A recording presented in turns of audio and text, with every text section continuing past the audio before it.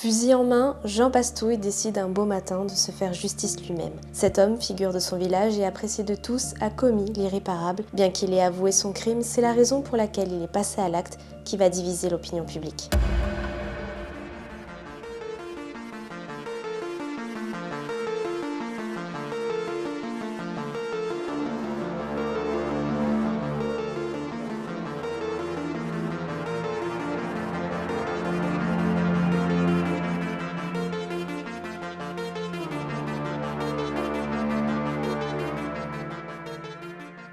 Bienvenue à Rivesaltes, dans les Pyrénées-Orientales. Il est 8h du matin et nous sommes le 10 juillet 2010. Jean-Charles Mesmer, un médecin anesthésiste, savoure son petit déjeuner dans le jardin de sa bâtisse en compagnie de Karine, sa compagne. Les deux tourtereaux débutent une merveilleuse journée qui va malheureusement se terminer tragiquement pour l'un d'entre eux. Karine débarrasse la table et se dirige dans la cuisine pour y ranger la vaisselle quand soudain, une ombre apparaît par la fenêtre. Un homme, vêtu d'une veste de treillis, est en train de traverser le jardin. Karine le détaille rapidement.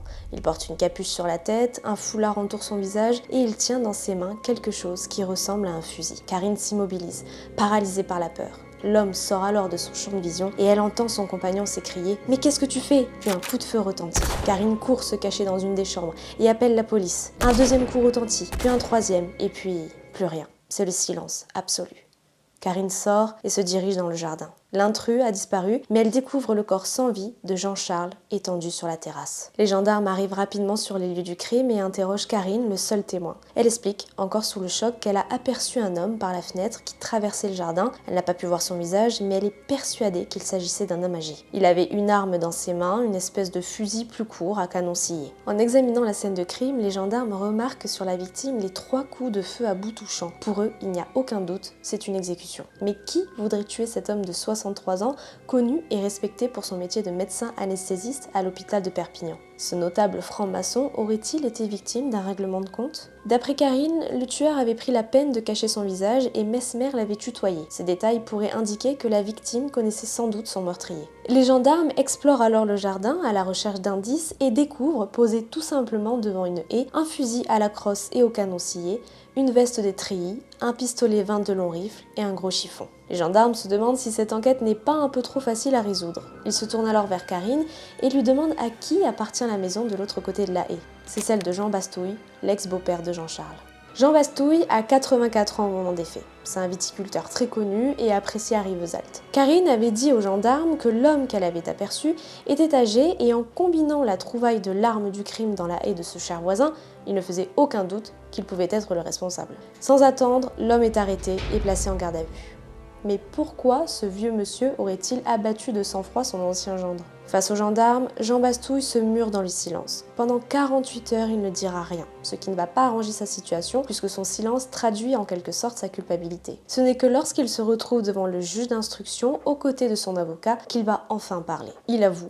J'ai flingué ce rapace, ce monstre qui a tué ma fille. Puis il raconte les faits. La veille au soir, il est allé à la répétition de l'harmonie de Rivesaltes où il est trompettiste. Cette nuit-là, il n'a pas rejoint sa femme, restée dans leur résidence secondaire à Barcarès. Il a dormi tout seul, dans leur maison principale à Rivesaltes. Le lendemain matin, il s'est réveillé, a ouvert les volets de son bureau à l'étage, comme à son habitude, et là, il a vu Jean-Charles en train de manger avec sa nouvelle femme sur la terrasse. Il avait l'air heureux et ça a attisé encore plus sa haine. Il explique qu'il a eu un déclic. Son sang n'a fait qu'un tour. Il a pris machinalement le fusil, il est descendu et voilà. Il a tiré 2 coups de fusil, puis il l'a achevé d'un coup de revolver dans la tête. Il ne s'en est pas pris à Karine tout simplement parce qu'elle ne l'intéressait pas. Maintenant qu'il a reconnu les faits, la question qui brûle les lèvres de tout le monde est pourquoi? Pourquoi avoir abattu cet homme avec tant de rage? Jean Bastouille le dit lui-même. Il a flingué ce rapace, ce monstre qui a tué sa fille. Alors comment cet homme respectable en est-il arrivé à se faire justice lui-même? C'est dans la mort d'Anne-Marie, sa fille, que réside l'explication du crime. Anne-Marie, jeune infirmière diplômée, travaille à l'hôpital de Perpignan. C'est une femme avec du charme, élégante, bien habillée et classe. Elle fait la rencontre du docteur Mesmer, chef du service anesthésie, et c'est le coup de foudre.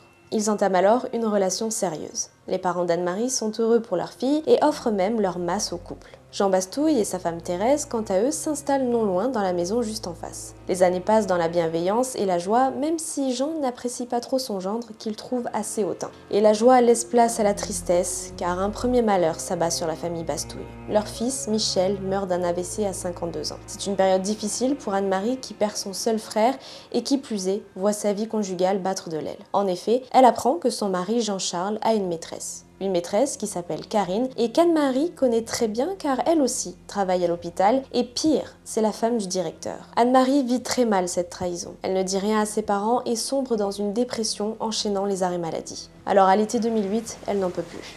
Elle lance un ultimatum à Jean-Charles. C'est simple. Il quitte sa maîtresse avant septembre ou bien elle demande le divorce. Le 15 août, le couple en crise déjeune chez les parents d'Anne-Marie dans leur résidence secondaire située à Barcarès, à seulement 20 minutes de Rivesaltes. Le repas se déroule convenablement jusqu'au moment où Anne-Marie ne se sent pas bien. Le couple décide alors de rentrer chez eux. 2 heures plus tard, Jean-Charles appelle les Bastouilles et leur annonce une terrible nouvelle. Leur fille est décédée.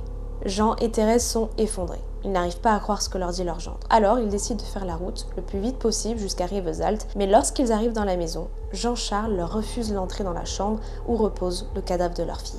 C'est l'incompréhension pour les parents, d'autant plus que lorsque le fils d'Anne-Marie, Ludovic Sinaya, né d'un premier mariage, débarque à son tour au domicile, Jean Mesmer lui autorise l'accès à la chambre. Il découvre alors sa mère, allongée sur le lit avec une perfusion au bras. Jean Mesmer lui explique tout de suite qu'Anne-Marie vomissait, qu'elle avait des migraines et qu'il avait dû aller chercher un antivomitif à l'hôpital qui lui avait perfusé. Quand le petit-fils raconte tout ça à ses grands-parents, une question se pose. Pourquoi ne pas avoir amené d'urgence Anne-Marie à l'hôpital quand son état s'est dégradé? Jean-Charles fait venir aussi au domicile un ami sans forcément donner d'explication à sa présence et, afin de faire constater la mort au domicile, il appelle un médecin qui n'est autre que son adjoint à l'hôpital. L'homme examine en quelques minutes seulement le corps d'Anne-Marie et rend son verdict, rupture d'anévrisme.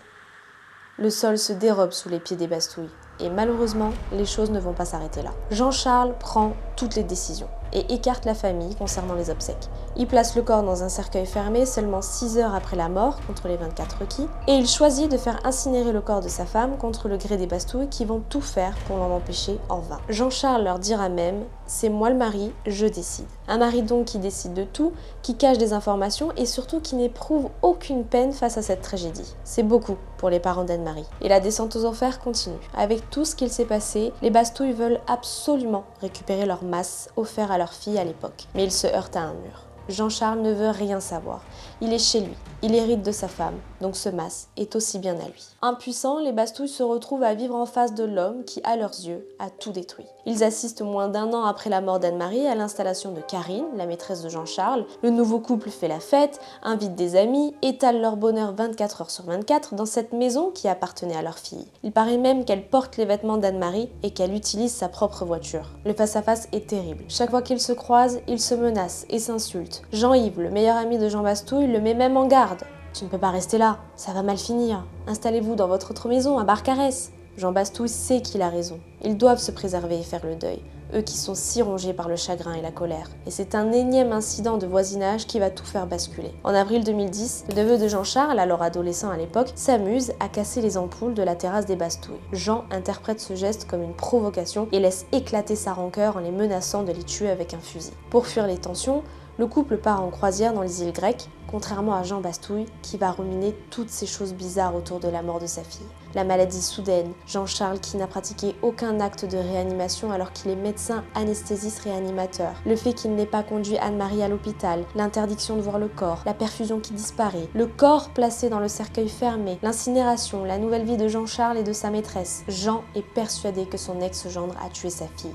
Cette idée ne le quitte plus. Il aurait pu aller à la gendarmerie pour dénoncer son ex-gendre et lancer une enquête, mais il n'y a plus de corps, pas de preuves, juste un instinct paternel. 3 jours après le retour de Jean-Charles et Karine, ce fameux 20 juillet 2010, Jean Bastouille fait éruption dans le jardin et la suite, on la connaît.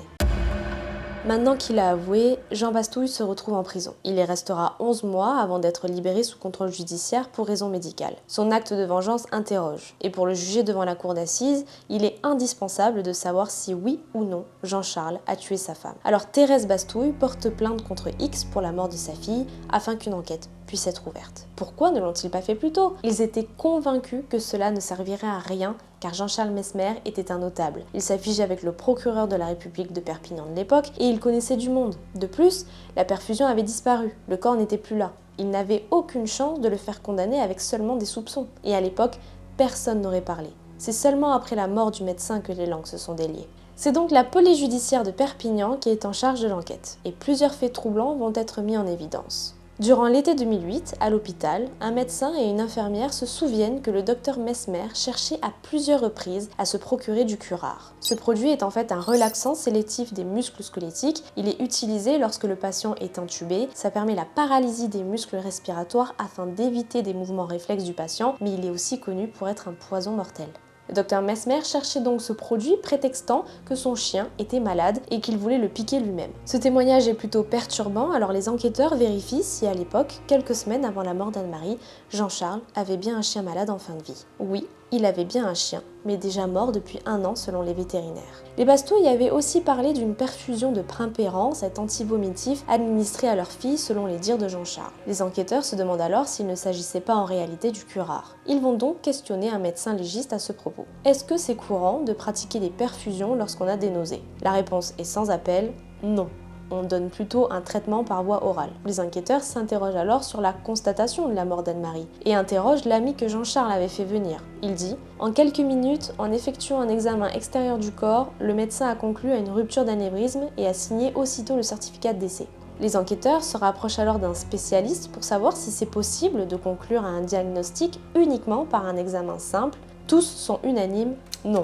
On ne peut pas affirmer une rupture d'anévrisme sans réaliser une autopsie ou au moins une IRM. Cette conclusion reste alors étrange et pose des questions quand on sait que le médecin était un collègue de travail de Jean-Charles. Les enquêteurs commencent à se dire qu'ils tiennent quelque chose. Mais quel serait le mobile du crime? Le couple battait de l'aile, il avait une maîtresse, Anne-Marie était au courant et lui avait posé un ultimatum. Jean-Charles avait 2 solutions pour quitter sa femme, le divorce ou le meurtre. Mais quel intérêt avait-il à la tuer? En questionnant le notaire du couple, les enquêteurs découvrent qu'en vertu du contrat signé par le couple, s'ils avaient divorcé, Anne-Marie, qui était propriétaire du mas Saint-Jean, l'aurait tout bonnement récupéré. Or, si elle meurt, c'est lui qui récupère le gros lot. L'enquête terminée remet en doute bien des choses, mais malheureusement, sur le plan judiciaire, c'est sans effet. Jean-Charles est mort et on ne peut pas juger un mort. Le juge d'instruction prononce donc un non-lieu en février 2012. En tuant son gendre, Jean Bastouille a enlevé toute possibilité de l'envoyer devant la cour d'assises et donc potentiellement de le condamner pour le meurtre d'Anne-Marie. Le procès de Jean Bastouille, âgé de 89 ans, s'ouvre devant la cour d'assises de Perpignan en décembre 2014, soit 4 ans après le meurtre. Ayant été remis en liberté en juin 2011, il comparaît donc libre. Jean est largement soutenu par ses amis de l'orchestre, les gens du village, ainsi que sa famille.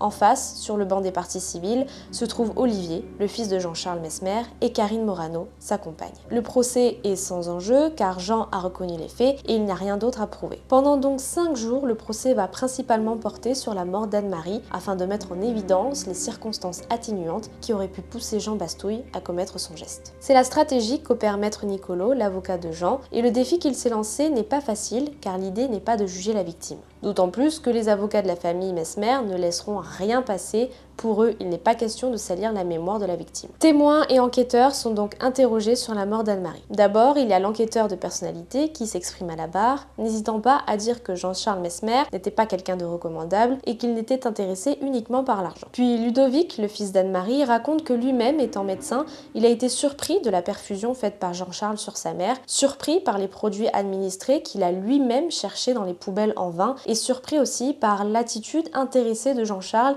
qui, au lendemain de la mort de sa mère, se rendait déjà à la banque et l'avait contacté pour la succession. Il explique qu'il n'a pas osé demander des explications sur sa mort car il savait qu'il allait recevoir les foudres de Jean-Charles. Lui aussi a l'intime conviction que sa mère a été empoisonnée. Marie-Thérèse Bastouille, la femme de Jean, vient à son tour à la barre et dit « Tout a été bâclé, on a été mis de côté, quand elle est décédée, j'ai vu qu'il voulait se débarrasser d'elle. Pas d'autopsie, vous vous rendez compte ?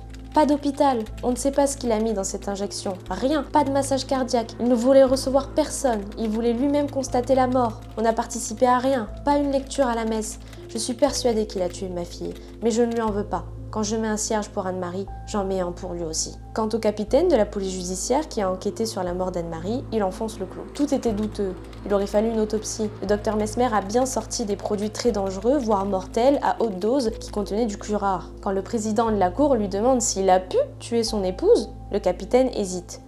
L'enquête révèle des éléments particulièrement troublants, mais pas d'éléments probants. Les avocats insistent et le capitaine lâche enfin « il y a des chances qu'il l'ait tué ». Si des investigations avaient été menées à l'époque, Jean-Charles Mesmer aurait été placé en garde à vue. Pour les proches de Mesmer, c'est impossible. S'il avait voulu tuer sa femme, il aurait été plus discret. Pourquoi demander un médicament pour tuer son chien alors que tout le monde savait qu'il n'en avait plus? Et concernant le mobile, l'héritage, il gagnait très bien sa vie, il n'avait pas besoin d'argent. Avec toutes ces paroles contre Jean-Charles, qui ne peut malheureusement pas se défendre, le président de la cour d'assises doit faire un rappel. En tuant son gendre, Jean Bastouille a empêché de résoudre le mystère de la mort de sa fille. On ne peut donc pas tirer de conclusion si hâtive. Pour terminer, l'avocat général reconnaît dans son réquisitoire qu'il y a dans la mort d'Anne-Marie des éléments bien troublants et il dira même, fait assez rare, que l'accusé est un homme bien. En conséquence, il demande de condamner Jean Bastouille pour assassinat et de prononcer à son encontre une peine de 5 à 10 années d'emprisonnement. L'avocat de Jean Bastouille plaide immédiatement l'acquittement. Au vu de la tournure qu'a prise le procès, son client a pu créer l'empathie chez le jury et donc éviter la casse-prison. Les jurys délibèrent pendant 1h30 et le verdict tombe. Jean est condamné à 10 ans de réclusion criminelle. Dans le box, l'homme accuse le coup avant de s'effondrer et d'essayer de s'emparer du pistolet d'un policier en répétant « Donnez-moi une arme, je veux en finir ». Un peu plus tard, au micro d'Europe 1, il dira « Bon, c'est un peu fort, je comprends pas, mais enfin bref.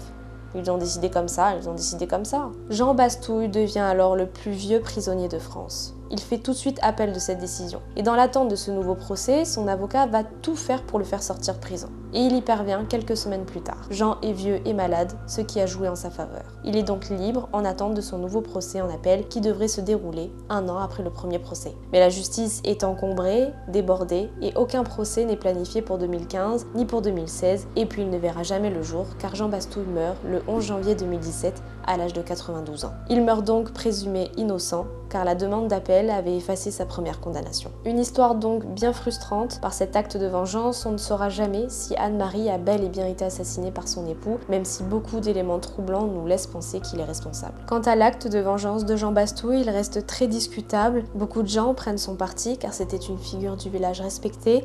Il est d'ailleurs décrit comme un homme exceptionnel et aimé de tout le monde. Concernant le procès en appel, pourquoi n'a-t-il jamais été organisé? D'après Maître Nicolo, l'avocat de Jean Bastouille, les cours d'assises en France sont encombrées à tel point que pour faire passer des affaires en appel, la justice privilégie les jeunes qui sont détenus plutôt que ceux qui sont en liberté. Est-ce que son avocat savait qu'en faisant sortir son client à un âge si avancé, il ne serait sans doute jamais jugé? J'ai ma petite idée sur le sujet. Cette vidéo est maintenant terminée, je vous laisse me dire en commentaire ce que vous avez pensé de cette affaire. Pour vous, Jean-Charles est-il responsable de la mort d'Anne-Marie? Est-ce que Jean Bastouille a eu raison de se faire justice lui-même? Je vous invite également à soutenir la chaîne en vous abonnant si ce n'est pas déjà fait et à lâcher votre meilleur pouce bleu. Je vous souhaite une excellente semaine et je vous dis à très vite pour un nouveau Scène d'horreur.